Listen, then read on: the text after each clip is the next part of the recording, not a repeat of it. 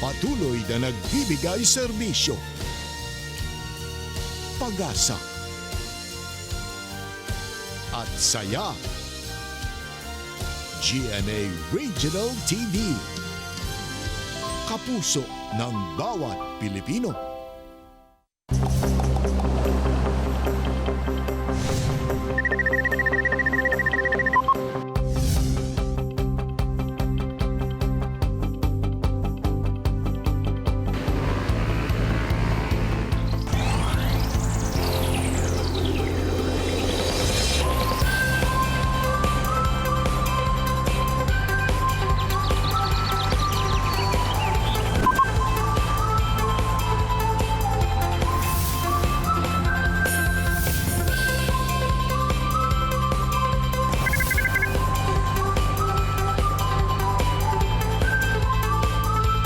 Kini ang At Home with GMA Regional TV. It's a great Monday morning mga kapuso all over Mindanao. Let's start the week right mga kapuso. Atong kamustahon atong mga kapuso din ha sa Isulan ug Tacorong City sa Sultan Kudarat Province. Say maayong buntag. Mayong buntag Sabjil, ato sa Bigrito good morning ang atong mga kapuso sa Marawi City ug Malabang sa Lanao del Sur Province. Mga kapuso, sayod ta nga daghan ang nawad-an og trabaho nga epekto sa pandemya. Lakip na ang atong mga kababayan nga nagtrabaho abroad. Karong buntaga, atong kakuhaan og inspirasyon ang usa ka Cagayanon nga OFW sa nasod Australia nga midiskarte sa pagpamaligya og pangmeryenda nga torta. Samtang say gawas sa inspirasyon, mas lingaw ang atong Monday morning bonding. Sanglit makauban nato ang DJ na, vlogger pa, ang content creator nga si Papa Vince. Ug makachikasab na ni Resi sa Bestok, si Kapusong Matt Lozano.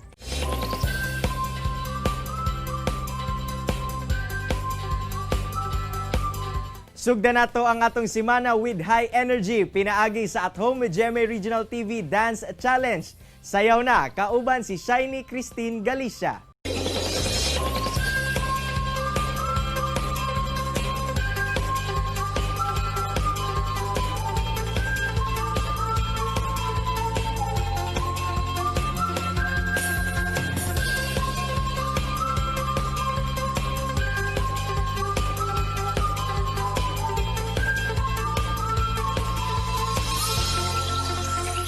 Wow, kayang-kaya ang solo performance sa Dance Challenge. Mga kapuso, aron makita sab sa tibuok Mindanao ang inyong At Home with GMA Regional TV Dance Challenge video. I-post lamang kini sa inyong social media account.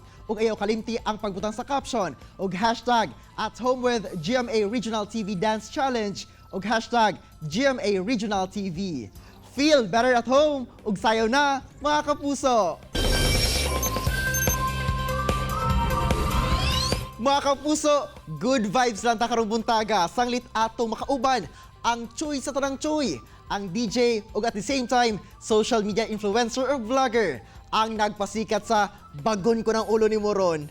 Gaya o di kinaya? Bitaw, si Papa Vince Choy. Papa Vince, may buntag ug welcome sa At Home with GMA Regional TV. Kamusta, Choy? Maayong buntag Argil ug maayong buntag pod sa mga kapusong Mindanaon nga nagtan-aw din ha karon. Og daghang salamat pod Argil nga gipadayon ko nimo dinhi. No? Hi sa mga nagtan-aw da karon. Maayong buntag sa inyong tanan unta okay ra mo. Good vibes lang ta, bahalag problemado kay ana magid mga Pinoy. Happy lang sa problemado. Ana gid Papa Vince. Papa Vince, katong bagon ko ng ulo ni Moron, sa imong original version, paminawa pa daw mi. So mo ni siya ang ang tamang version kay daghan man nagasunog-sunog na lahi-lahi na. So mo ni ang tama. Paminawa. Sa adda diri chuy. Paggurulo ni mo na, gahi ka diri chuy.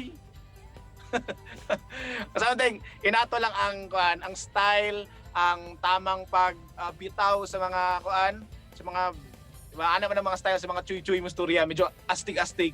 Papa Vince, kani adto, ikaw ba nakasulay pud ka nga mahimong choy-choy sa una? Atsak mga choy! Kaya ko na mga ulo niyo ron. Nagka na kayo nagbulag karon ba? Ako man ninyo mga choy, mga chay. Ayaw pagkita gwapo. Pagkita mo mga chuchuyan. Sama na mo mga chuchuyan. Di ka biyaan at chupapings. Argil og mga kapuso, wala gyud ko niagi pagka chuy-chuy. Pero daghan sis sa eskwela ko sa public, daghan og mga nagchuy-chuy na mga classmate nako o sa mga silingan before sa mga kanto na mga gachuy-chuy po, na mga amigo nako kay syempre friendly man ta. So daghan kog mga nakailang chuy. So dito nako nakuha ang style sa chuy-chuy na storya. Gi-adapt lang nako then gi-apply nako through video. Papa Vince, murag daghan yun nakarelate no kay patok kay mo mga videos online. Kinsa pinakagahi Dres Davao City, ha? Gahi mo Dres Davao City. Pailhad ako ng gahi Dres Davao City, di kay amigo na ko. Bot pasabot ana Argel, daghan gyud siguro ng chuy-chuy Dres Davao City or bisan asa. Mao gyud. Papa Vince, paunsa ba nimo ni na-come up ang idea sa kining bagon ko ng ulo ni Moron? Isa kadlaw, tambay ko, what if kaya magchuchuy ko? Unsay style sa mga inistoryahan sa chuy since wala pa yung mga vlogger nga nag-try aning inani na style. So, try na ko unsa may inistoryahan sa chuy. So, giuna na ko tong kanang manumbag ba kay siyempre pag chuy-chuy manumbag. Unsa ka no? Sige kini dong bagurulo mo ron. Kay napansin nato mga kapuso og Argel no, pag mustorya mga chuy kana bitang murag kanang murag kahilakon kanang sorry trada mo 3 day gai ga 3 ching naag lamig dito lagi binigyan na lagi so murag ko ana ko siya bagi panubo na ko siya then dito na himong trada chuy bagurulo mo ron ha. So mga to Murag hadlok ko kay tanawon. Papa Vince, mangulatay kay Papa Vince, human ang choy karon patok na sab online ang imong pag-arte nga nahimo kang mama at the same time usa ka bata. Asa ba ka nagakuha og hugot ni ini nga imuhang mga ginaak? well kana Argel sa kuwang yung mama kaya kung mama grabe mo ba kanang kada buntag pa lang may mamatas ko kana madugay lang kog uli sa una mayaw-yawan dayon and then pagkabata lang ko padungon pug ko mo na nga permanenteng makasab-an sa kong mama. So dito na ko na nakuha, na-come up na ko na nga idea nga. Well, basin po dagan makarelate kay wala man po naghimo ani na style. So gitry pod na ako. Mga kapuso, kay lagi hawod sa pag-arte sa Papa Vince. Nako ihatag ang mga situation nga iyahang i-act. Ready na ka Papa Vince? Wala ko'y choice. Dapat na yung ready na ko. Kini, kay lagi choy man ka. Unsa ba manguyab ang usa ka choy? Manguyab ang mga choy, ang intro ana nila dili na high. Dili high, walay high sa mga choy. Sit ang una na. Uy, tambay mo na dito. Nakay towel na choy. Nituyok ni mo na. Pag naimagin chicks, I miss. Una, sit dito na ang high. I miss. Kasari ka miss. Facebook ni mo miss. Jane Makakit Yub ka miss. Chat ta miss. Ang profile miss kay Loading Swag.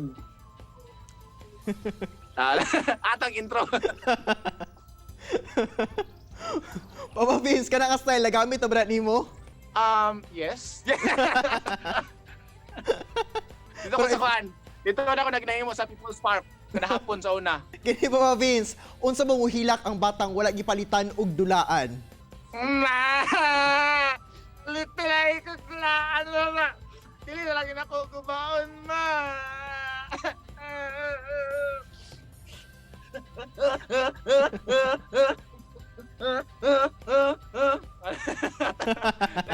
Ano ganing kuhan ka na ko pahuman ang ilang.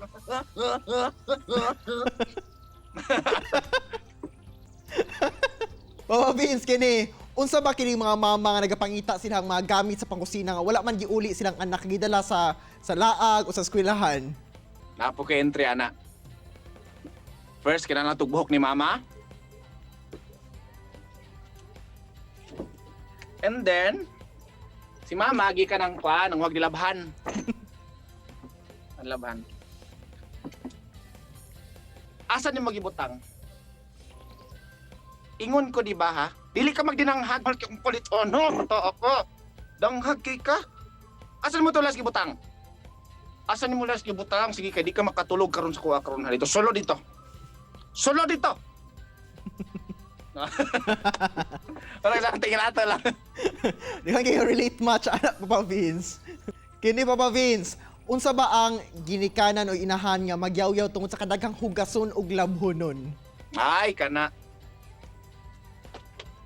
Nagkunsa naman po mo din, he. Unsa nang orasa, ha? Alas 7 na. Nang higda pa, ha? Unsa man ako imuhugasin, he? Nagsige na lang mo kung sa mga senyorita o senyorita.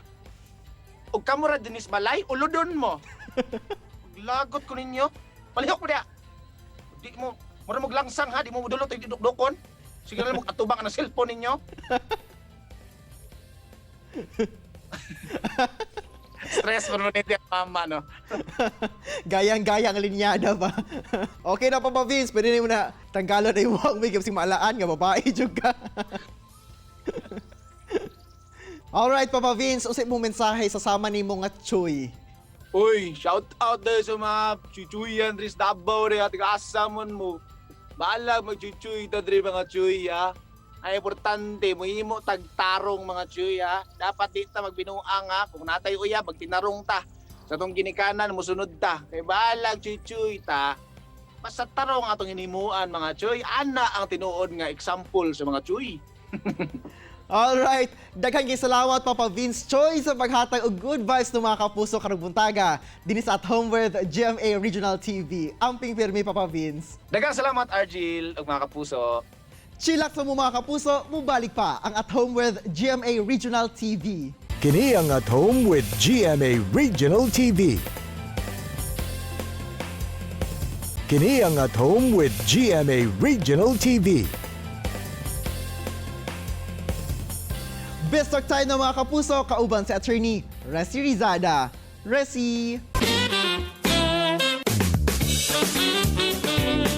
Thanks, Argel! Good morning mga kapuso! It's Best Talk time na sa karong buntaga atong makauban ang singer-songwriter kapuso artist, walay lain pa kundi si kapusong Matt Lozano. Maayong buntag, Matt, and welcome sa At Home with GMA Regional TV. Kumusta ka na? And of course, how are you dealing right now with the new normal? Hello, maayong buntag po sa lahat ng mga taga Mindanao. Sobrang okay naman, nakakope up naman ako agad sa ating pandemic, and yes, the new normal for me is to perform here at home. I think it's very evident dyan sa setup mo ngayong umaga.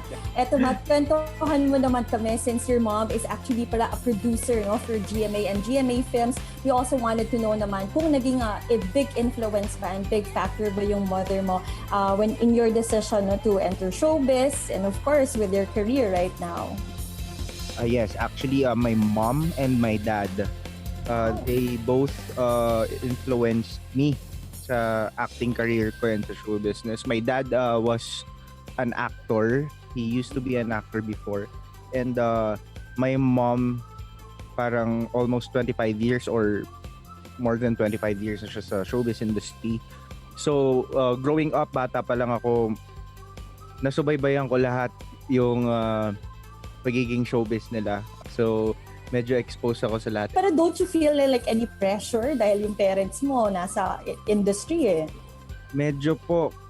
Kaya yung mom ko before, ayaw na ayaw niya na magkaroon kami ng show or magkasama kami sa isang show together because maraming nasa paligid namin na ang daming negative comments na kaya lang pala naging artista si Matt because his mom is a director, is a producer, and his dad also an actor before.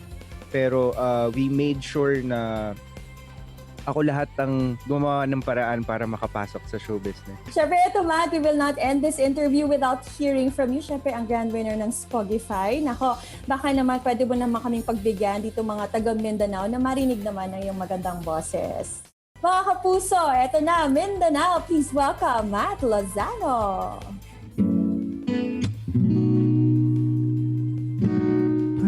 Panahon ng pagkakataon, may babalik bang kahapon? Tatandaan mo pa ba nung tayong dalawa unang nagkita?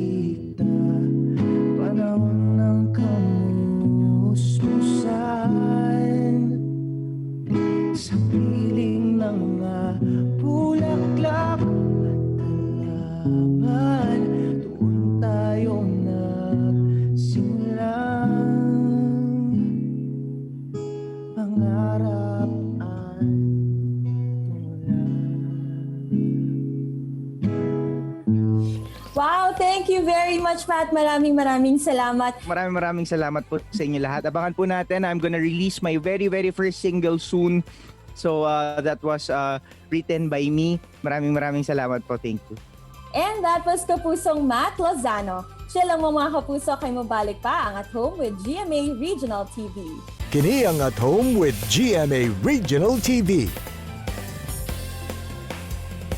Kini ang At Home with GMA Regional TV.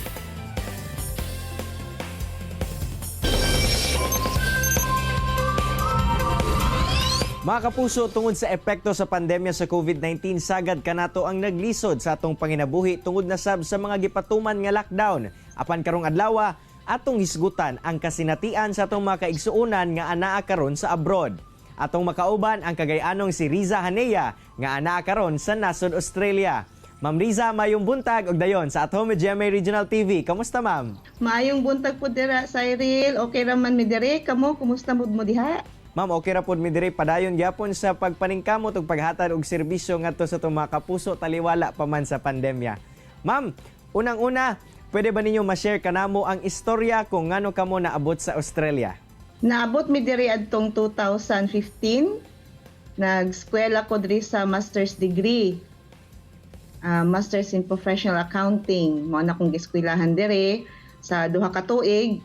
Nya nagpadayon og hangtod karon naagya pod mi dinhi. Nya naga-prepare pod kami para sa future sa among mga anak. Mao na mo ang isa sa among rason nga naa mi diri. Ma'am, katong wala pa ang pandemya, unsa pod ang inyuhang mga nasudlan nga trabaho? Initially naanak ko sa accounting na dayon diretso as junior accountant sa isa ka company.